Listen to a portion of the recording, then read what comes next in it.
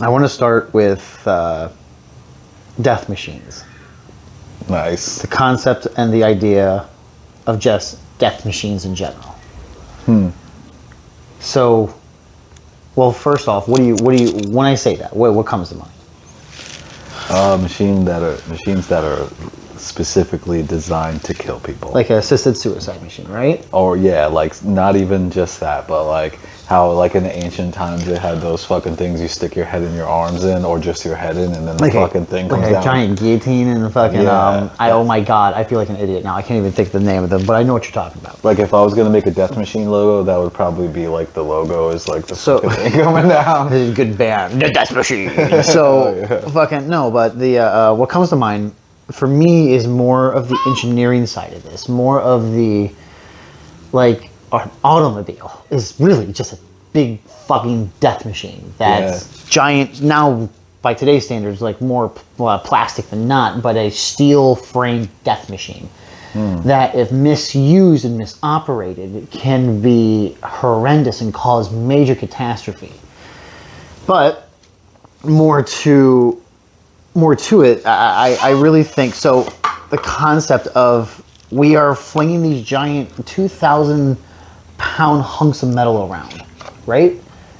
You've driven a stick. You understand. You know exactly how it feels when you stick every day. Well, exactly. For me, when I'm driving my stick, I feel like I'm slingshotting myself every time I accelerate, and then I coast for a bit and let the acceleration, the momentum of what I've done, kind of work for a minute. Then I go back into it, and then I accelerate again, and kind of sit there and ride that gear a little bit, and just kind of. I could see that. How do you relate that to Death Machine? Well, so again, we're slingshotting 2,000-pound fucking death machines around, and all it takes is just a miscalculation into fucking you killed 3 other people because I turned too hard this way, and I didn't see you. My bad. Yeah. And you're dead. That brings to mind the story. I forget the specifics, but there was a taxi driver who ran over many people in Manhattan, and I don't know if he fell asleep or what the situation was, but death machine. Exactly. Well, no, seriously.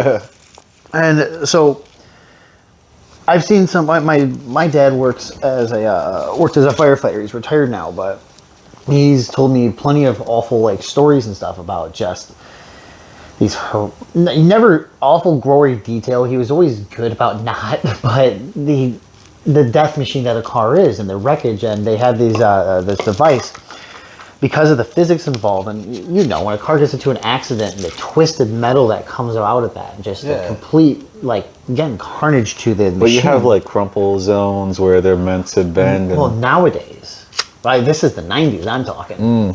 When cars didn't do that. Cars were just steel boxes. Yeah, you had to pay more money for airbags. Exactly. Yes, that was a feature, not a fucking. Excuse me, that was an add-on, not a feature. Yeah, maybe you get your 2 front airbags standard, but I feel like if you want curtain airbags, you gotta buy a Cadillac or something. Oh, exactly. Oh my God. That's right. That wasn't standard. Yeah. This vehicle. If you buy the Lux package, fuck, man. Yeah, but, I mean, I'm not sure exactly, but I mean, it only sounds right because if you introduce airbags, and you have to introduce the cost of it and the manufacturing and all that. And I mean, at that point, if they're just airbags are outrageous. If your airbag's deploying an accident, 9 times out of 10 it totals out your vehicle. If you drive something older or not worth anything much. One-time use. You're right. And I drove a Dodge Ram fucking years ago, and it was my favorite fucking truck. It was a 2000 5.9 Laramie Dodge Ram. It was the biggest V8 that they made at that time. Damn. This thing got 8 miles to the gallon. It was great. That's a XL death machine. It was the best. No, seriously, this truck fucking ruled. It had so much foot torque per pound. It was so powerful. Anyway, drive through a house. This truck, oh my God, I forgot what I was getting. To be honest, I got excited talking about this truck. I need a truck. I know, my God, you have no idea. I miss it. Fuck me. Death machines. Death machines.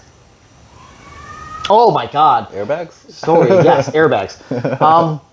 I got into an accident in this truck, and the thing Like, come on, this is a big ass, beefy truck. It's the step below a diesel. And I got into an accident, and it kind of dented it a little, but it deployed the airbags. Shit. So when I filed for my insurance and stuff, How fast were you going? We were on the highway. But it wasn't like quite highway speeds because it was kind of traffic. So maybe like 30, 35 miles an hour. Okay. But hit them, no brakes, just. So that calls for airbags. But again, yeah. So the airbags went off. Me and my buddy were fine. I was buying him a motorcycle. Actually, I was not buying it for him. Did it hurt the airbag? No. I've never had an airbag deploy on me, but I feel like it's kind of like it's a little like little road rash. It's almost like you've never been punched in the face. You know what I'm saying? Right? Like I don't know. Oh God! Do you remember the first time you ever hit and punched in the face? Yeah. Oh my God! You're never ready for it. No. I think it was my sister of all people. We were just arguing, and oh my God, that's right. We were like 13, 14, and we were... These could be death machines. These could be death machines. No, hold on. We're on a tangent. Bear with me. So we were like 13, 14, man, and we were down in Florida, in Tierra Verde, visiting my stepdad, Mark. He wasn't my stepdad yet. My mom and him were just dating, but... Cool. We were visiting him, and we got into an argument, and I just slapped her on the back as hard as I can. 5-star her, right? Oh, she got so mad. She turned around and and I remember my astonishment, the flash of red, the flash of heat, and suddenly just, now I'm fucking angry. Now I'm not like just like, no, now I'm gonna fucking, and of course, as I get decked in the face, my nose starts bleeding and shit, because that's just what it does. And my mom comes in and breaks everything up, and my sister, and I'm fine, just angry, and it was a good time. Man, your sister sounds like a tough girl. Yeah. Yes. Man. She didn't take shit. I'm not sure how to transition that, but... well, no, so the first time I got punched in the face, I feel like I should share my punch in the face. Yes, absolutely. Story. So we were at the mall, and we got into a fight with these kids, and it was definitely unnecessary. But we got into a fight with these kids. I got punched in the face pretty seriously, Was it a serious punch to the face? It was a pretty serious punch to the face. We were in a fight. So, yeah, I caught it in the face. I guess. And I just general direction in here. you said it very well. Like the heat, the flash, and kind of like, you just like, I don't know, it almost happens in slow motion kind of a deal. And like, I don't know, mine was like, I blinked and wasn't ready for it. All I remember is just getting hit and just opening my eyes and just looking at the kid and just wailing off on him. But that was it, man. The biggest thing I would want to take away from that though is like, it's not that bad. Like getting punched in the face, it's almost like a big bee sting. For me, it's like a power up move. It's like, I'm not really fucking around until I'm too busy fucking around until I'm punched in the face. Now it's like, all right. You have these UFC fighters that they'll literally slap themselves, or like they'll have their coach slap them, and like that's, like you said, it's a power up. Activate. You have to see my final form. Yeah. You almost like wake your body up into like a defense mode. Exactly. Activate yourself. But like, I mean, what's a death machine equivalent to cars that is not specifically made to be a death machine, but kills as many people per year? You know? Well, as cars? Yeah. You'd say motorcycles, but I don't know. Because to be honest, because there's so many fewer motorcycles on the road, but let's be honest, motorcycle accidents are 90% of the time fatal. That's why motorcycle insurance is dirt cheap, by the way. I would kind of couple those things though, like motorcycles and cars. Even though we're talking about a big truck, yeah. Well, all right. Well, just means of transportation. Not just that. Think about like that opens the doors for like accidents. What about like skateboards and stuff like that? Yeah. Like something that's like a sports oriented, that's not meant for per se. Like going out in like long treks and distances, but enough to get to like you and your buddy's house real quick. But now I want to do tricks on it, and for some reason I'm thinking like like a baler, like Like a baler. like a box compressor. But that probably only kills like 6 people per year. Yeah, it's like cow tipping. Like Yeah. only like 8 people die from tipped over cows. But then I'm thinking like food, because like food kills people. They say like 2 people, food. You know like what? 2 people per hour. Restaurants, die from the choking. worst death machine. Fucking no, seriously though, that's like some legit shit. You've seen what's his name, John Taffeter, the fucking bar rescue bro. That guy. There's this one. I think it was no, it wasn't. It was that big muscular dude, Ivan, whatever it was. But he was checking out this restaurant, and they had gumbo that had gone bad, and were serving it to customers. The chef goes and like takes a taste of it. It's like, whoa, no, thank you. This needs to be tossed out. And from the tasting of it, 5 minutes later, started getting sick from this thing. And this was being served at a fucking restaurant to like lots of people, not just 1 or 2, but we're talking like 5 or 6 people. I wonder what that ingredient was that made them all sick. Honestly, it was a shellfish gumbo. You let it spoil. The shellfish is so awful. Oh yeah, that spoils faster. You than have to regular keep fish. it at like 130 or something, like to keep it from spoiling. Huh.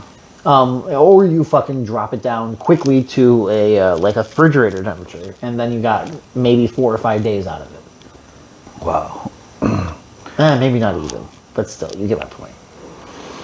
Oh, death machines. What else? Well, not just what else, man. This can go any which way, shape, or form. But yeah, even going like more to the core of this that I'm trying to avoid because it's a much hotter topic.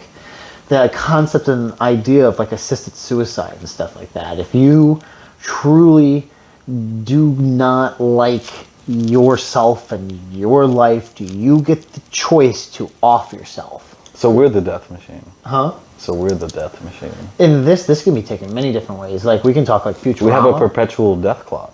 We're perpetual. It's a good band. Yeah. We never like literally. There's no avoiding it. I mean, you could consider a human as a death machine only because our whole point in existence eventually is to die. No, our point is to recreate before we die, but For what purpose? to further our species, obviously. Yeah, but we're just making this death machine grander in the Exactly. Death to the machine. No, but so if we even go to like the greatest death machine of all, the human, like, you know, the greatest hunt, right?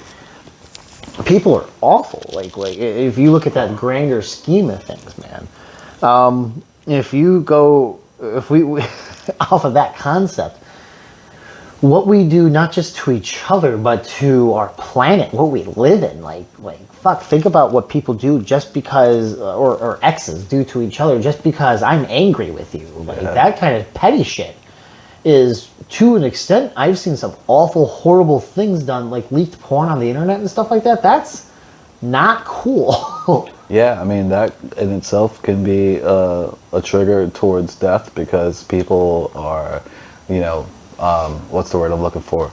People are embarrassed or even worse, you know. Exactly. I'm a famous news anchor or something, and my body is exposed on the internet for the world to see, and my company found out. I work for fucking Fox or some local stuff. Like I work for fucking Bay 9 in Tampa. And now my career is ruined because of this little stupid stunt. You know what I mean? Like, it sounds awful, but at the end of the day, does that individual have the right to make that type of decision, though? Yeah, I mean, they do. You know, I feel like they do. That's a freedom. I was just feel going to it's leave a it vague. freedom. Yeah, I You mean, put an answer to it, sure. shit. I thought you asked me a question. No, you're good. Well, I disagree with that, though, so that's interesting.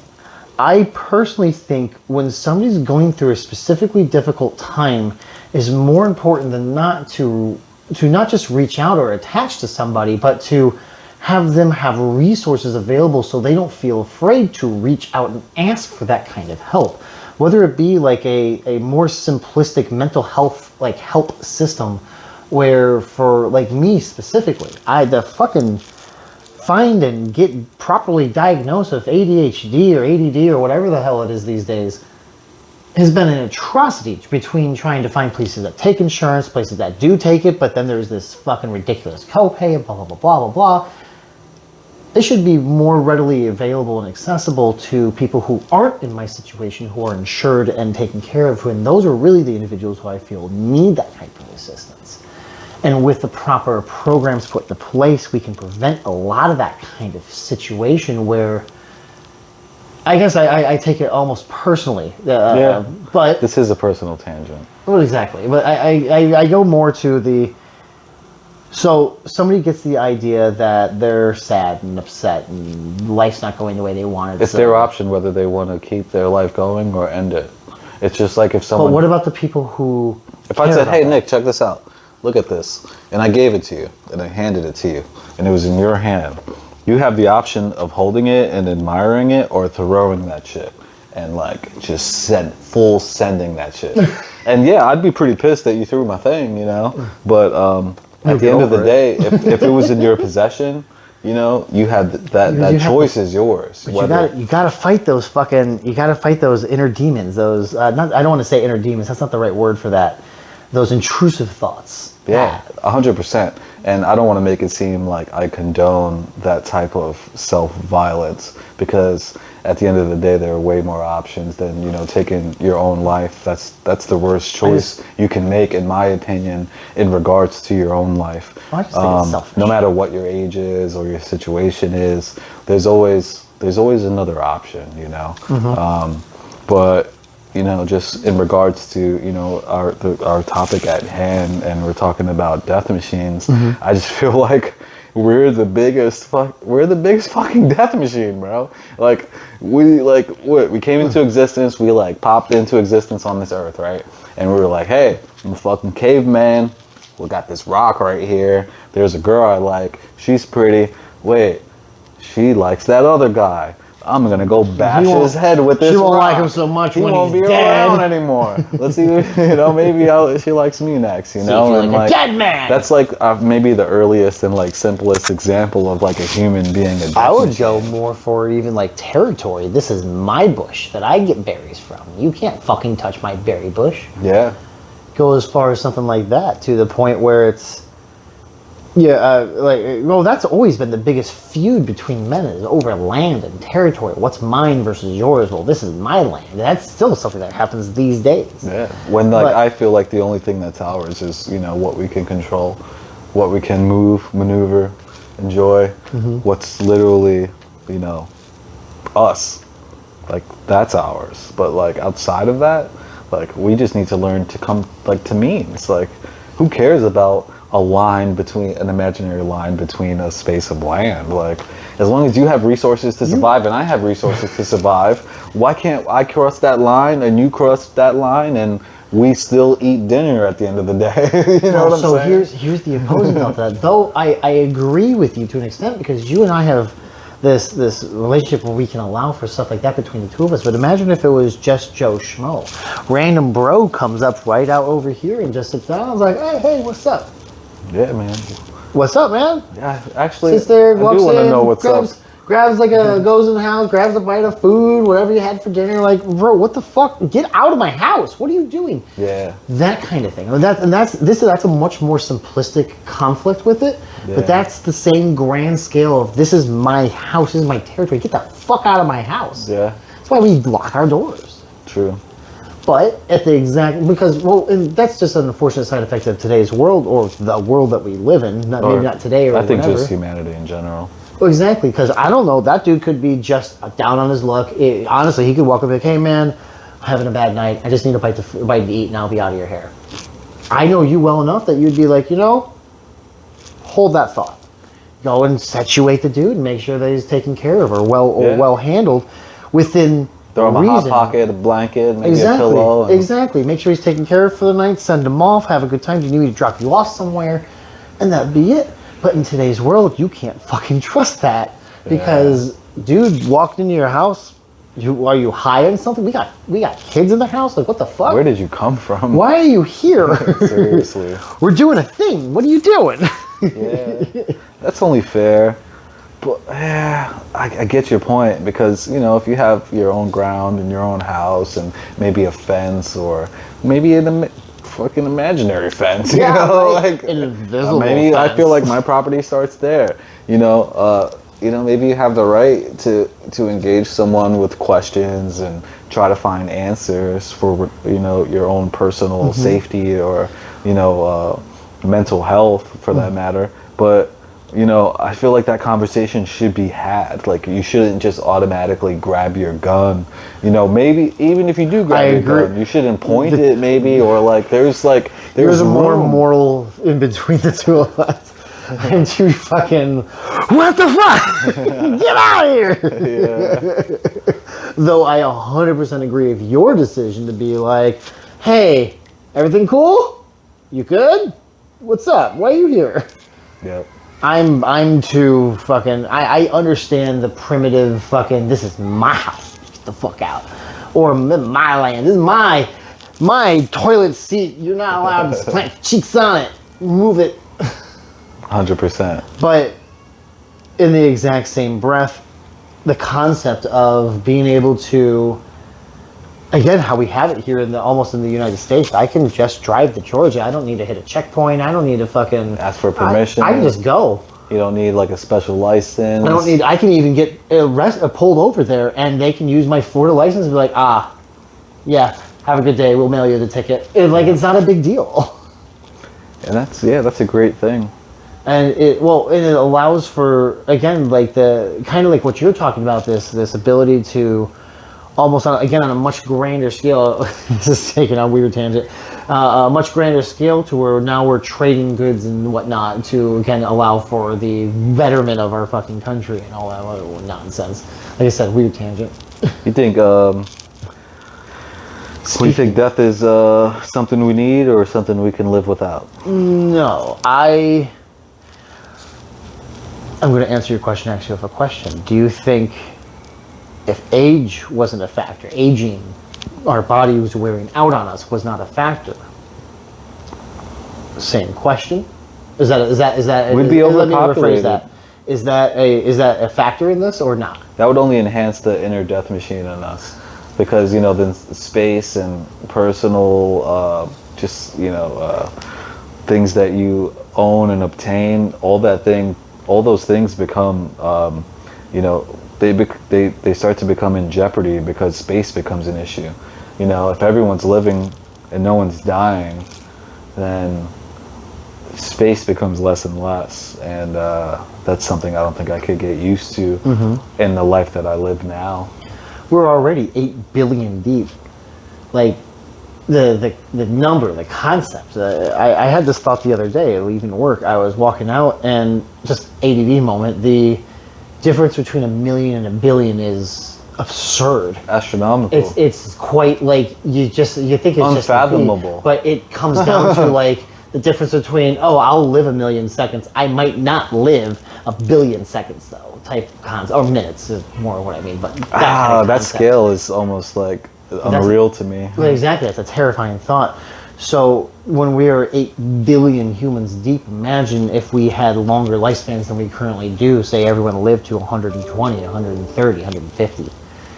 And that's just when our bodies would naturally wear out in our given environment and situation outside of obvious, food poisoning, death, and weird shit like that. But the idea that... All right, we had to get beer. I forgot what we were talking about, but we were asking each other questions, but I don't remember what the questions were. It's not important. We're gonna really hard cut from what we were talking about. So I have something fun. Cool. So this is an interesting take. I think the concept of like roller coasters and theme parks and what we do to ourselves to give us like a good thrill ride on something that I should die on. There's no realistic reason why I am safe on this, but yet at the same time they've done enough to overcome and made this potential death machine. Let me put myself in a position where I get close enough to death where I could go, exactly, like skydiving. Still something I want to do, but one of those it's like, it's fine. It's pretty fun, man. I recommend it. At least once. It's a bucket list for sure. But no, man, it's I grew up, growing up in Detroit, we have Cedar Point in Ohio that is just south of us. And that's like, there's no good theme parks in Michigan that I know of. Like, my dad was, being a firefighter, he would be sponsored through Jet's Pizza to sell pizza during the Livonia Spree, which is like our local fair. But Cedar Point was a full-on Six Flags-esque theme park, and they had up until recent years, like world record-breaking fucking roller coasters there. Whoa. Crazy shit. Have you ever heard of like the Millennium Falcon or Twisted? I don't remember the name of Millennium it. Falcon, yes. Millennium Falcon. I said Millennium Falcon, didn't I? Yeah. Millennium Force is what it's called. All right. You said Millennium Falcon, right? What? I did, didn't I? It sounds like it broke a record or two. The Millennium Force was built in like during the year 2000, obviously, during the break of the millennium, and it fucking was the tallest, fastest roller coaster in the world. It went up at a 45, went down at a 45-degree angle, which is terrifying. If you've ever been at that something like that. Yeah, it's pretty steep.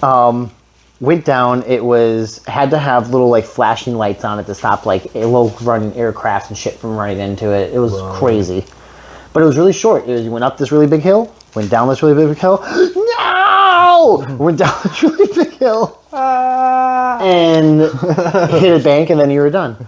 And then that was topped by a roller coaster, the first magnetic roller coaster here in the States, the Top Thrill Dragster. Again, magnets.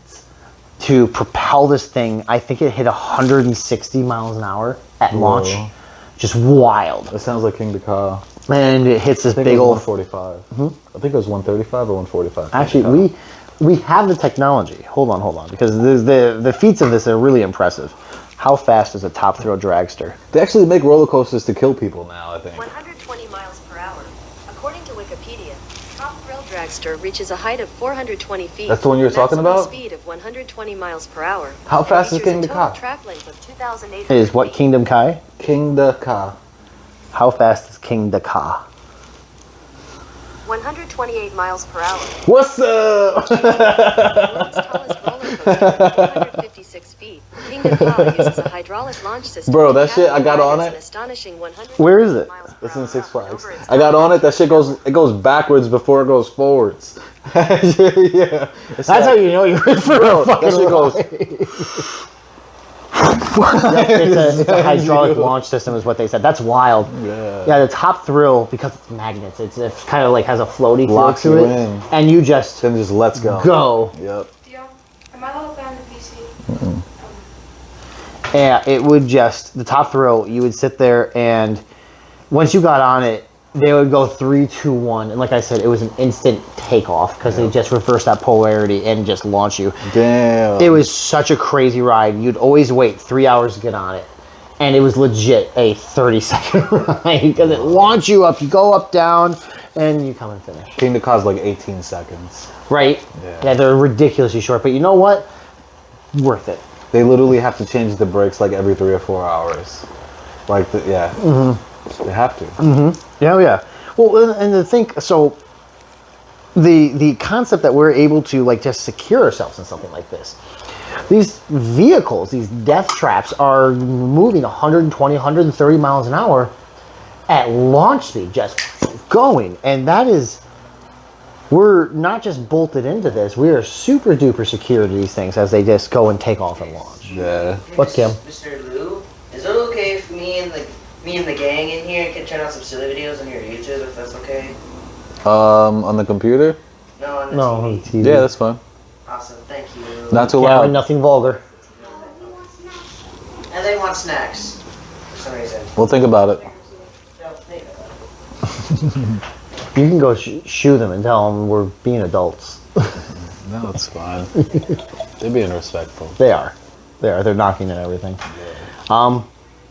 Safety. So the ability that we are able to go to a theme park and ride rides like this, and they're perfectly, legitimately safe. Like the death rate on something like this. What's the point of it? What do you mean? What's the whole point of it? What I'm The whole saying? point of the rides, they make them, we go to them, So we you enjoy them. close to death without dying. Yeah. I want to feel like I'm about to die but actually not be in any fear of dying So it's like whatsoever. a partial death machine. A partial death machine. A pseudo death machine. No, because that's like a stroke. It's like a 1/4 of the way to death machine. No, it's a way for us to feel like we're going to a cheat death machine. Okay. Yeah, cheat death machine. There you go. I like that. That's got a ring to it. I heard they make real roller coasters that you just you make sure you have a will before you go on it because you're not coming off of it. They're gonna carry. You know, they're gonna carry you to your casket off of. I've only heard that in like cartoons and jokes and stuff. I thought it was like a that. thing in like Sweden or something. Oh, There's got to be a real death machine. roller coaster. I swear, like sometimes I'm just swiping, but some of the stuff sticks. I feel like there are definitely like machines to end one's existence. No.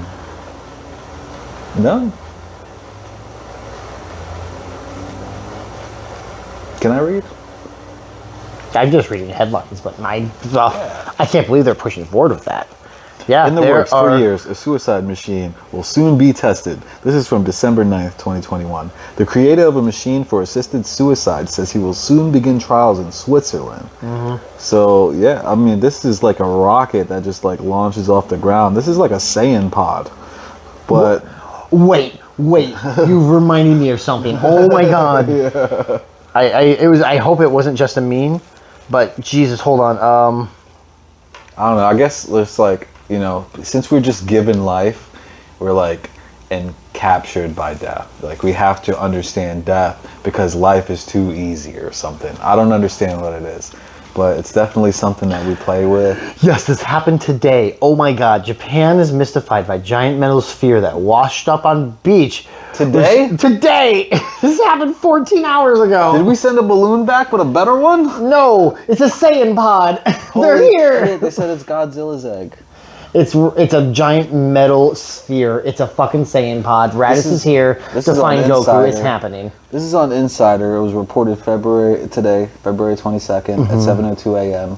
And just search Yahoo Insider, and the title is Japan is mystified by a giant metal sphere. That should pull it right up from Yahoo.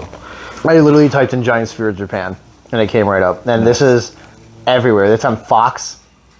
Like something a little less, a little more reputable, I guess. Huh.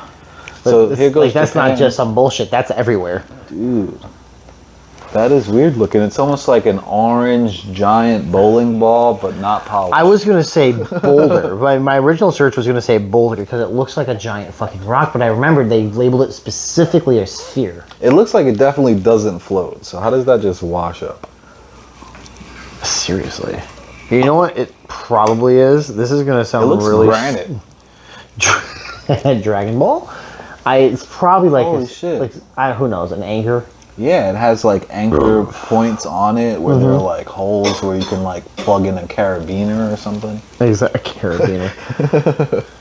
I'm just gonna carry this on my belt loop. It's fine. I don't know, man. I mean, death machines are cool and all, Well, but let's I just. feel like life is more important. Oh yeah, the way to bring down the weird fucking topic. I'm trying to wrap No, things up here. so. I guess in general, what we've come to the conclusion of, death machines are everywhere and all around us, and the worst death machine of all is us. Yeah, that's what I think too. I Because, think. Cheers to that. Like I said before, And we're. when the first humans were spawned on this planet, they probably killed somebody with a rock, but it was the man that Cain and Abel. It was the man that created death. Yes. Yeah. Wow. Murder. Death machines. Both. Cheers to that. Cheers again. Triple cheers. I was trying to use that as like a send-off to be done, but that's worse. I feel like we should say something positive to go. I think cheers to that is a good positive note. If you had one positive thing you can say before the stream ended, what would it be? Don't kill yourself. People love you. Everybody loves you. Don't ever believe anything otherwise. You're a good person and people like you. Why are you so damn sexy? I like that, man. I like that a lot. Because as much as we're designed to die, we're also designed to live. So like it's so important to like show love and like say hello to a stranger, even the if you're door just open. walking by. Maybe you don't have to ask them how they're doing because that takes time, but just like, hi, keep going. You know? No. It's just like there's so much time for us to enjoy everything that's in front of us. I don't know why we're making machines that take it away, but I think if there's one thing I could say that's inspiring is just like love yourself and love the people closest to you. You know, that's the most important thing. Sure. Thanks for listening, guys. Thanks for watching. Peace. Cheers.